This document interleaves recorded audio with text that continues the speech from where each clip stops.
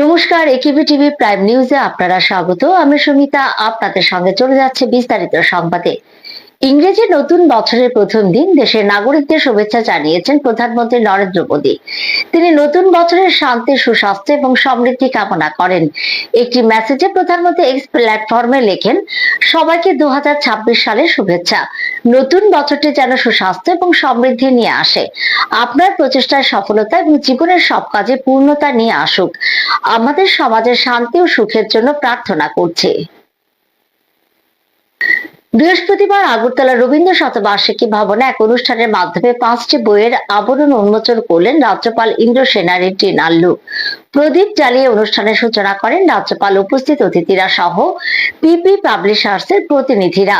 পিপি পাবলিশার্সের উদ্যোগে হয় এই অনুষ্ঠানে রাজ্যপাল তার ভাষণে বইয়ের গুরুত্বের পাশাপাশি রাজ্যের বিভিন্ন পর্যটন স্থানগুলির গুরুত্ব নিয়ে আলোচনা করেন। Our literary scientists, societies and our universities to take up this sacred project. To have a script is to have a future. It is to preserve a unique world view, folklore and history for generations unborn. Let us be the state that leads in the preservation of our linguistic heritage. This commitment to heritage seamlessly connects to our future, particularly in tourism. The detailed itineraries and promotion of our sites are vital. Destinations like the Unukoti rock carvings, the lake places of Neer Mahal, the sacred Tripurasundari temple, and the ecological heaven of Dambur Lake are not just spots on a map, they are experiences waiting to be had. The state government, with the recent significant central support for projects like the Matabari tourist circuit route, is actively working to develop this sector.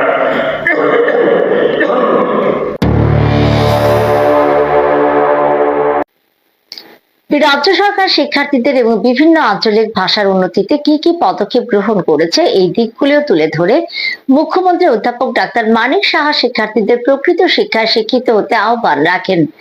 বৃহস্পতিবার আগরতলা নজরুল কলাক্ষেত্রে ত্রিপুরা মধ্যশিক্ষা পর্ষদের সুবর্ণ জয়ন্তী বর্ষ উদযাপন উপলক্ষে অনুষ্ঠানে বক্তব্য রাখতে গিয়ে কথা বলেন তিনি।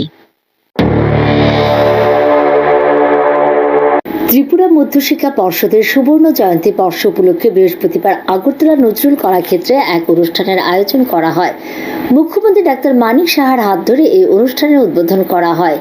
এই অনুষ্ঠানে এদিন মুখ্যমন্ত্রী ছাড়াও উপস্থিত ছিলেন শিক্ষা দপ্তরের সচিব, বিদ্যালয়ের শিক্ষা অধিকর্তা, রামকৃষ্ণ মঠ ও মিশনের মহারাজ সহ অন্যান্যরা। অনুষ্ঠানে বক্তব্য রাখতে গিয়ে এদিন মুখ্যমন্ত্রী রাজ্যবাসীকে ইংরেজি নববর্ষের শুভেচ্ছা জানিয়ে রাজ্য সরকার রাজ্যের জনগণের উন্নয়নে, বিশেষ করে রাজ্যের শিক্ষার্থীদের উন্নয়নে কি কি কাজ করে চলেছে সেদিকে আলোকপাত করেন। তিনি এদিন প্রসঙ্গক্রমে উল্লেখ করেন, প্রধানমন্ত্রী মোদীর নতুন শিক্ষানীতি চালু সংক্রান্ত দিকের প্রতি এবং এই নতুন শিক্ষানীতিতে শিক্ষার্থীরা কি কি সুযোগ পাচ্ছে সেই দিকগুলো উল্লেখ করেন। তিনি এদিন জানান, মধ্যশিক্ষা বোর্ডের সুবিধা অনুযায়ী পরীক্ষার্থীদের খাতা দেখা ও মূল্যায়ন সম্পর্কিত বিভিন্ন গুরুত্বপূর্ণ দিকের প্রতি নজর রেখে নতুন একটি বিল্ডিং এর এ ব্যাপারে রাজ্য সরকার ভবিষ্যতে পদক্ষেপ গ্রহণ করবে। এদিন মুখ্যমন্ত্রী তার বক্তব্যে ত্রিপুরা রাজ্যের পূর্ণ স্বাক্ষর হবার কথা উল্লেখ করে রাজ্য সরকার শিক্ষার্থীদের এবং বিভিন্ন আঞ্চলিক ভাষার উন্নতিতে কি কি পদক্ষেপ গ্রহণ করেছে এই দিকগুলিও তুলে ধরে শিক্ষার্থীদের প্রকৃত শিক্ষায় শিক্ষিত হতে আহ্বান রাখেন। মুখ্যমন্ত্রী এদিন মাধ্যমিক ও উচ্চ মাধ্যমিক বোর্ড পরীক্ষায় কৃতীদের হাতে স্কলারশিপের রাশি ও মানপত্র তুলে দেন ও নারীদের শিক্ষায় অগ্রগতির দিকটির প্রশংসাও করেন। কিন্তু প্রকৃত শিক্ষা যে আমার কি কাজ, আমি সমাজের জন্য আমি কি কাজটা করলাম, সেটা কিন্তু হচ্ছে না। আমার মনে হয় এই বিষয় নিয়ে আমাদের আরও বেশি করে এটা আলোচনা দরকার। আমরা জনজাতি হোস্টেলের যারা আবাসিক আছে 2018 সালে 55 রুপিস ছিল, সেটাকে আমরা বাড়িয়ে 80 রুপিস করেছি। যারা 6 থেকে 8 যারা ছাত্রছাত্রীরা আছেন জনজাতি, তাদের প্রি মেট্রিক বৃত্তি বছরে আমরা 400 টাকা আগে দেওয়া হতো, সেটাকে 1000 টাকা আমরা করেছি। শুধু তাই নয়, বিনামূল্যে পাঠ্যপুস্তক, মেধা পুরস্কার এবং কোচিং দেওয়ার ব্যবস্থা আমরা করেছি। জনজাতি হোস্টেলগুলোতে আমরা স্মার্ট ক্লাসরুমও চালু করেছি। এখানে 3টি আশ্রম স্কুল, আমবাসা, কাঞ্চনপুর এবং করবুকে, সেখানে আমাদের এই দপ্তর চালু করেছে। 29টি নতুন হোস্টেল নির্মিত হয়েছে এবং 44 আরও জনজাতি বিদ্যালয় নির্মিত হয়েছে। এত ব্যুরো রিপোর্ট, একেবি টিভি। নিচে ছোট্ট একটি বিজ্ঞাপন বিরতি, সঙ্গে থাকুন।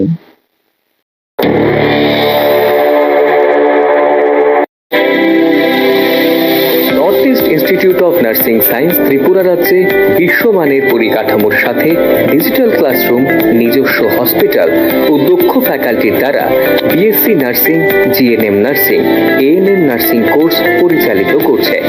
রয়েছে ভারত সরকার ও ত্রিপুরা সরকারের নার্সিং কাউন্সিলিং এর বিশেষ অনুমোদন। এছাড়াও ইন ক্যাম্পাস রয়েছে উন্নত মানের hostel facility, laboratory, library, indoor sports zone, ওয়াইফাইয়ের সুবিধা। ছাত্রছাত্রীদের জন্য রয়েছে বাসের ফ্যাসিলিটি। তাই নার্সিং পড়তে এখন আর বহির্রাজ্যে নয়, নিজের রাজ্যে 100% প্লেসমেন্ট অ্যাসিস্ট্যান্সের সাথে নার্সিং পড়ার স্বপ্ন পূরণ করুন।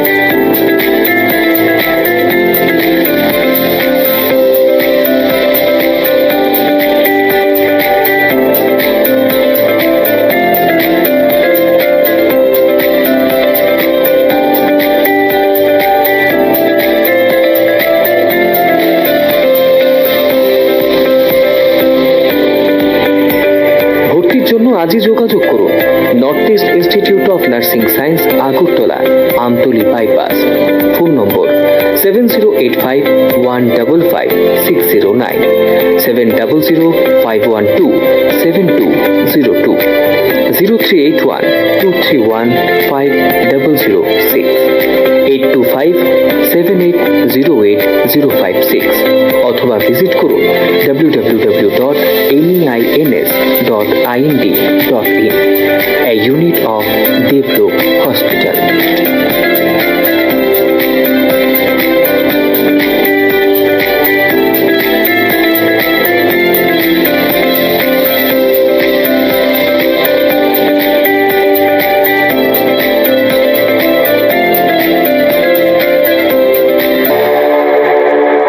বিরতির পর সবাইকে স্বাগত। চলে যাচ্ছে পরের খবরে। রাজ্য সরকার রাজ্যবাসীর জন্য জনকল্যাণমুখী কর্মসূচি বাস্তবায়ন করে চলেছে। নতুন বছরে রাজ্যবাসীকে শুভেচ্ছা জানিয়ে প্রদেশ বিজেপির তরফে বলা হয় যে আগামী 2026 সালে আরো বেশি করে জনকল্যাণমুখী কর্মসূচি বাস্তবায়ন করার লক্ষ্যে কাজ করে যাবে রাজ্য সরকার। বৃহস্পতিবার বিজেপির সদর দপ্তরে আয়োজিত এক সাংবাদিক সম্মেলনে কথা বলেন বিজেপির রাজ্য সভাপতি তথা সাংসদ রাজীব ভট্টাচার্য। এদিন এই সাংবাদিক সম্মেলনে তিনি কেন্দ্রীয় সরকারের ও রাজ্য সরকারের বিভিন্ন জনকল্যাণকর কর্মসূচিও তুলে ধরেন। অন্তিম ব্যক্তি পর্যন্ত বিভিন্ন কর্মসূচিগুলো 2026 সালেও বাস্তবায়িত হবে বলে জানান তিনি। পাশাপাশি এদিন তিনি জনজাতিদের উন্নয়নে রাজ্য সরকার কি কি করেছে বা করে যাচ্ছে তার বিস্তারিত তথ্য তুলে ধরেন। সাংবাদিক সম্মেলনে রাজীব ভট্টাচার্য সহ উপস্থিত ছিলেন প্রদেশ বিজেপির সহ সভাপতি সুবল ভৌমিক সহ সভানেত্রী পাপিয়া দত্ত, জনজাতি মোর্চার রাজ্য সম্পাদক বিপিন দেববর্মা, প্রদেশ বিজেপির সম্পাদক অমিত রক্ষিত সহ রাজ্য বিজেপির নেতৃত্ব। ভারতীয় জনতা পার্টির পুরো টিম, আমার স্টেট কমিটির পুরো টিম এর পক্ষ থেকে আপনাদের মাধ্যমে সমস্ত রাজ্যবাসীকে 2026 ইংরেজি নববর্ষের অনেক অনেক শুভেচ্ছা, অনেক অনেক অভিনন্দন জানাচ্ছি। তার পাশাপাশি আমি এই 2026 সকলের সুস্বাস্থ্য, দীর্ঘায়ু কামনা করছি। আমরা যাতে সবাই মিলে আমাদের যে সংকল্প, আমাদের মুখ্যমন্ত্রী এবং আমাদের দেশের যশস্বী প্রধানমন্ত্রী নরেন্দ্র মোদীজি এক ভারত শ্রেষ্ঠ ভারত এবং এক ত্রিপুরা শ্রেষ্ঠ ত্রিপুরা গড়ার লক্ষ্যে সমস্ত জাতি, ধর্ম, বর্ণ নির্বিশেষে সকলের অংশীদারিত্ব যেরকম প্রয়োজন, তাই সকলে মিলে আমরা এই এক ভারত শ্রেষ্ঠ ভারত এবং এক ত্রিপুরা শ্রেষ্ঠ ত্রিপুরা গড়ার লক্ষ্যে আমরা সবাই যাতে মিলিতভাবে কাজ করতে পারি সেটা আমি ঈশ্বরের কাছে প্রার্থনা রাখছি। আজকে আমরা এই নতুন বছর 2026-এ আমরা নতুন শুরুয়াত আমরা আজকে থেকে নববর্ষের সূচনা হয়েছে 2026। এই 2026-এ আমাদের দেশের যশস্বী প্রধানমন্ত্রী নরেন্দ্র মোদীজির যেরকম বিকশিত ভারত সংকল্প যাত্রায় এগিয়ে যাচ্ছেন, ঠিক পাশাপাশি আমাদের এই ত্রিপুরা রাজ্যেও আমাদের শ্রদ্ধেয় আমাদের যিনি মুখ্যমন্ত্রী প্রফেসর ডক্টর মানিক সাহাজির নেতৃত্বে এই ডাবল ইঞ্জিনের সরকার জনকল্যাণমুখী কর্মসূচি বাস্তবায়নের লক্ষ্যে সমাজের অন্তিম ব্যক্তি পর্যন্ত সমস্ত সরকারি সুযোগ সুবিধা যাতে পৌঁছে দেওয়া যায় তার নির্লস প্রয়াস করছেন।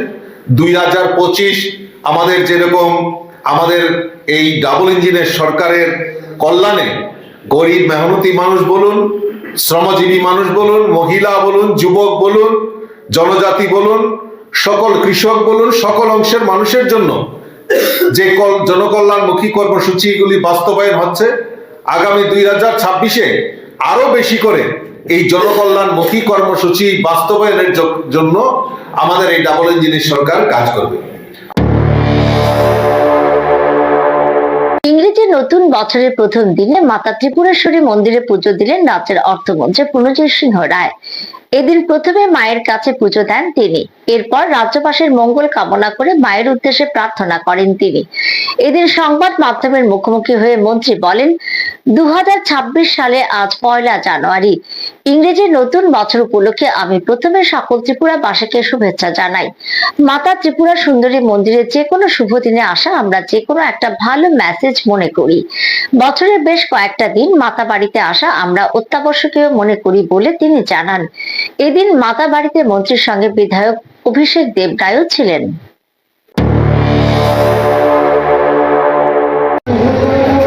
ইংরেজি 2026-এর আজকে 1 জানুয়ারি ইংরেজি নতুন বর্ষ শুরু হয়েছে।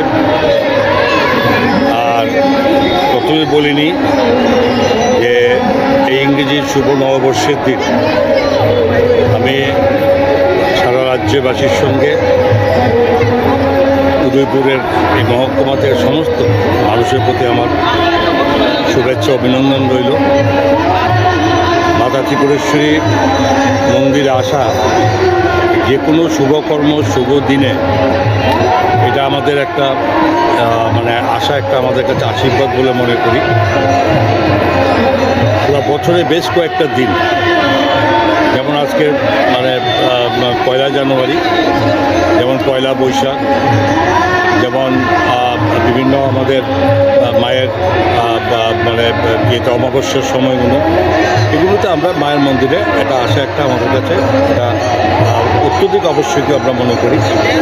তো মায়ের কাছে প্রার্থনা এটা যে মা ত্রিপুরাবাসী মানুষকে যাতে এই একটা বছর সারাটা বছর মানুষকে সুখে শান্তিতে এবং মানুষের নিরাপদ তাদের সমস্ত আপদ বিপদে মা যাতে সকলের কৃপা করে এবং রাজ্যবাসীর স্বার্থে এবং রাজ্যের সমস্ত আপামর মানুষ এবং যাতে সুন্দরভাবে থাকতে পারে, এই আবেদন আজকে মায়ের কাছে।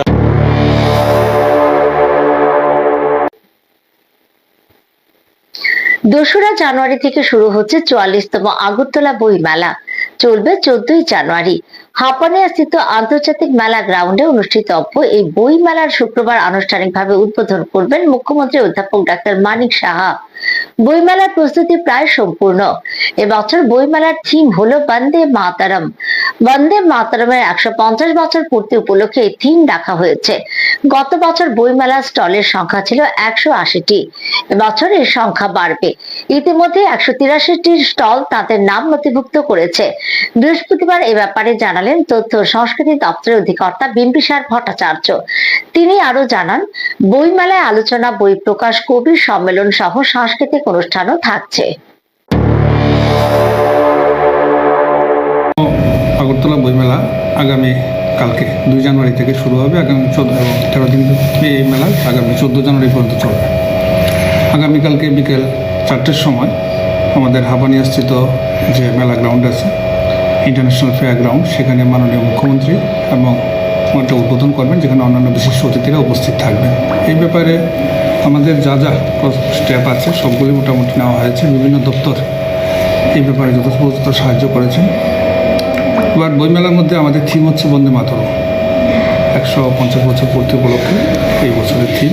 গত বছর আমাদের বইমেলায় বই এবং পাশাপাশি অন্যান্য স্টল মিলিয়ে মোটামুটি স্টলের সংখ্যা ছিল 180। এবছর আমরা আশা করছি সেই স্টলের সংখ্যা গত বছরের থেকে আর একটু বাড়বে। এখন পর্যন্ত আছে যা আছে 183, তার থেকে বেশি হতে পারে। একটা ফাইনাল পিকচার আমরা কিছুক্ষণের মধ্যে পেয়ে যাব। আর এবছর বইমেলা যেমন সবসময় বইমেলার একটা অঙ্গাঙ্গিভাবে অংশ থাকে বিভিন্ন ধরনের কালচারাল অনুষ্ঠান। সেই কালচারাল অনুষ্ঠানও প্রতিদিনই অনুষ্ঠিত হবে। সেখানে জনজাতিদের জন্য নির্দিষ্ট স্লট থাকবে, ক্লাসিক্যাল প্রোগ্রামের জন্য নির্দিষ্ট স্লট থাকবে। এছাড়া হবে কবি সম্মেলন, গ্রন্থ প্রকাশ, বিভিন্ন যে সমসাময়িক যেসব ইস্যু আছে তার উপর যে আমাদের এক্সট্রা টাইপের discussion, particularly emphasis on students, সেগুলো থাকছে। মূলত প্রশাসনিকভাবে আমাদের সমস্ত ধরনের উদ্যোগ নেওয়া হয়েছে। এর পাশাপাশি বইমেলার সঙ্গে যারা সংশ্লিষ্ট বিশিষ্ট ব্যক্তিবর্গ আছেন সমাজের বিভিন্ন ক্ষেত্রে, তারা এখানে অংশগ্রহণ করেছেন। ফলে আমরা আশা করছি বিগত দিনের মতোই আমাদের এই বছরের বইমেলাও খুব ভালোভাবে আমরা করতে পারব।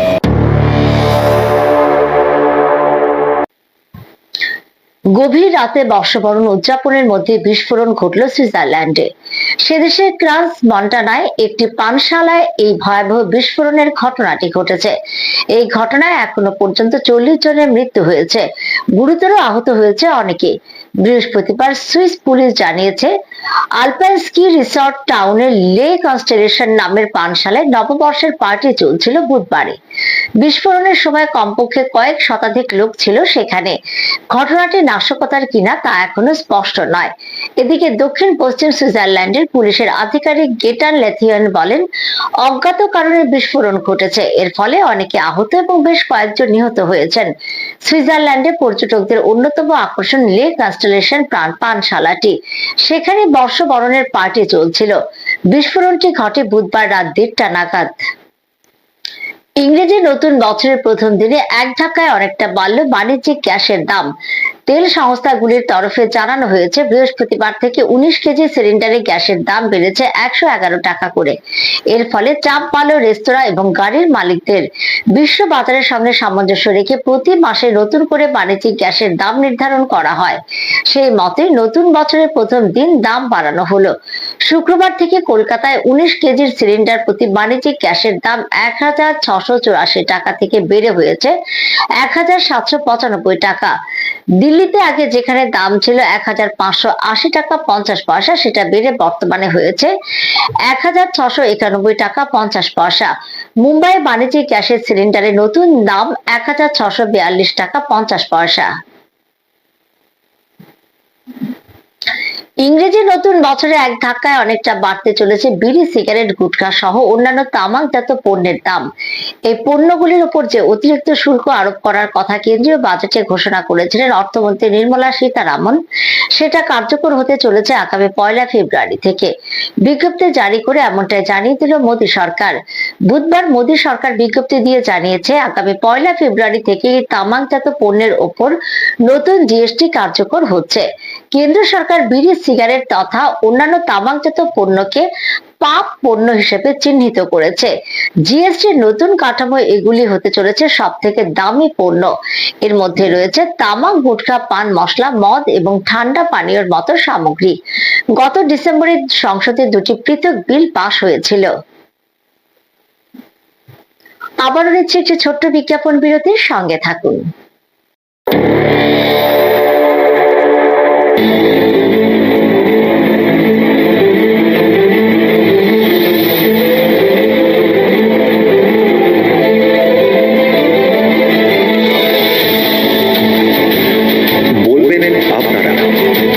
শুনবো এবং শোনাবো আমরা। চোখ রাখো একিবি টিভির পর্দায়।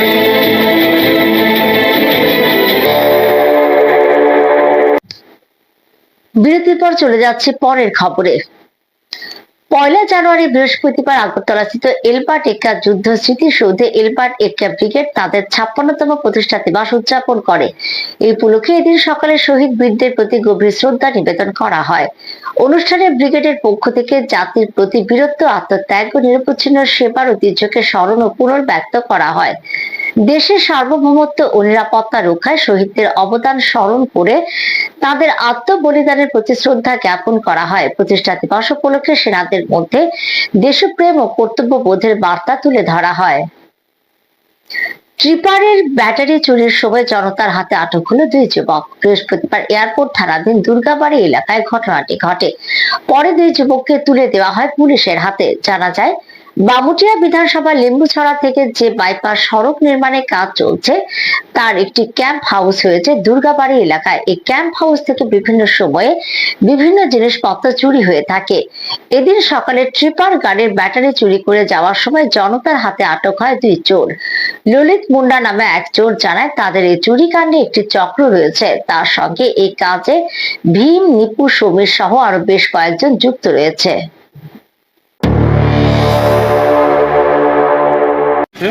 DRAPL कंपनी है हमारा। ये चोरियों तो कई बार हो चुके हैं हमारे यहाँ, जैसे कि अभी देखिए रिसेंटली ये बैटरी जो अपने स्पॉट बैटरी, ऐसे कई तरह घटना हो चुकी है। साइड से डीजी का बैटरी चोरी हुआ हमारा, साइड से ही हमारा स्टील चोरी होता था अक्सर। हमने पुलिस में कई सारे रिपोर्ट्स भी कराए हैं और उसका कार्रवाई भी हुआ, बहुत सपोर्ट मिला प्रशासन से, कार्रवाई वगैरह सब बढ़िया हुआ। लेकिन चोरी होती है यहाँ से। आज कितना बैटरी चोरी हुआ था? 2 बैटरी चोरी हुआ था, स्पॉट में पकड़ा गया। दो ही किसी को पकड़ लिया हाँ, क्या? 2 बंदे पकड़ाए हैं। और भी कोई हो सकता है क्या इसके साथ में? हो सकता है, इसको तो पुलिस इन्वेस्टिगेशन करेंगे, पता चलेगा।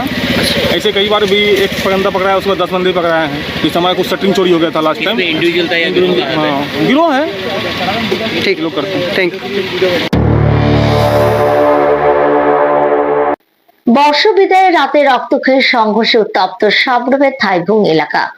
এক যুবককে পৈশাচিক কায়দায় পিটিয়ে আত্মহত্যা করার অভিযোগ উঠল 2 প্রতিবেশী যুবকের বিরুদ্ধে। আক্রান্ত যুবকের শারীরিক অবস্থার অবনতি হওয়ায় তাকে শান্তিরবাজার জেলা হাসপাতালে রেফার করা হয়। 31শে ডিসেম্বর বুধবার রাত আনুমানিক 10টা নাগাদ সাবরুমের থাইভুং বাজারে প্রবীর দাস ও অপু দাস নামে 2 ব্যক্তি হৃদয় দাসের ওপর অতর্কিত হামলা চালায়। অভিযোগ, কোনো কারণ ছাড়াই তাকে অকথ্য ভাষায় গালিগালাজ করার পর তার বুক, পিঠ ও মাথায় এলোপাথারি লাথি ও ঘুষি মারতে থাকে অভিযুক্তরা। এক পর্যায়ে তাকে মাটিতে ফেলে নির্মমভাবে মারধর করা হয় বলে অভিযোগ। ঘটনাটি প্রত্যক্ষ করতে পেরে স্থানীয়রা ছুটে এসে তাকে উদ্ধার করে। প্রাথমিক অবস্থায় তাকে সাবরুম মহকুমা হাসপাতালে ভর্তি করা হলেও মাথায় গুরুতর আঘাত লাগায় চিকিৎসকরা দ্রুত সিটি স্ক্যান ও উন্নত চিকিৎসার পরামর্শ দেন। পরিস্থিতির গুরুত্ব বুঝে তাকে তড়িঘড়ি শান্তিরবাজার জেলা হাসপাতালে স্থানান্তরিত করা হয়। রাতে আমি বাজার থেকে আইতাছি, প্রবীর দাস আর তার ভাই অপু দাস তারা 2 জনে মিলে আমার পিটছে। কি কারণে? শুধু কারণ ব্যবসা নিয়ে টকজোক লাগছিল। আমার লোক আগে ব্যবসা করতো প্রবীর দাস, ব্যবসার কারণে একটু টকজোক হয়েছে, তারপরে মারধর শুরু করছে তারা 2 জনে মিলে। কি দিয়ে মারধর করছে? হাতে বসে ঘুষাইছে, লাথি মারছে, মাথার তো দেখি। এরপরে পিছুটে ফালাইয়া মারছে আমাদের। এরপরে কি সাবরুম হসপিটালে আইছো কালকে রাতে? হসপিটালে রাত্রে বাবা মা তোরা হসপিটালে আনছে, এখন আমার রেফার দিচ্ছে শান্তিবাজার। বর্তমানে হৃদয় দাস নামে আক্রান্ত যুবক শান্তিরবাজার জেলা হাসপাতালে চিকিৎসাধীন। এই ঘটনায় সাবরুম থানায় একটি লিখিত অভিযোগ করা হয়েছে। ঘটনার তদন্ত শুরু করেছে পুলিশ। ব্যুরো রিপোর্ট, একিভি টিভি। এখনকার মতো সংবাদ এই পর্যন্ত। পরবর্তী আপডেট দেখার জন্য চোখ রাখুন শুধুমাত্র একিভি টিভির পর্দায়। নমস্কার।